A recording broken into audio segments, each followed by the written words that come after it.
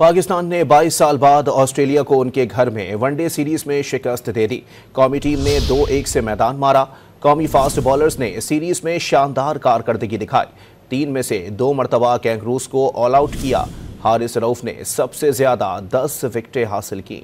कौमी fast bowlers ने पाकिस्तान को ऑस्ट्रेलिया में तारीखी फतह दिला दी। ऑस्ट्रेलवी बैटर्स पाकिस्तानी फास्ट बॉलर्स के सामने होम ग्राउंड पर बैटिंग करना भूल गए। पाकिस्तान ने ऑस्ट्रेलवी बैटिंग लाइन को 2 बार ऑल आउट किया। पहले मैच में पाकिस्तान ने 204 रन का हदफ दिया तो ऑस्ट्रेलिया की 8 विकेटें गिराई। दूसरे मैच में कौमी फास्ट बॉलर्स ने मेजबान टीम को 163 रन पर ऑल आउट किया। तीसरे वनडे में पाकिस्तान ने ऑस्ट्रेलिया को 140 रन के छोटे टोटल पर ढेर किया। सीरीज में पाकिस्तान की तरफ से सबसे ज्यादा 10 विकेटें हारिस रऊफ ने हासिल की और प्लेयर ऑफ द सीरीज रहे। दूसरे नंबर पर शाहीन शाह अफरीदी रहे जिन्होंने 8 शिकार किए। नसीम शाह ने 5 और मोहम्मद हसनैन ने 3 खिलाड़ियों को आउट किया।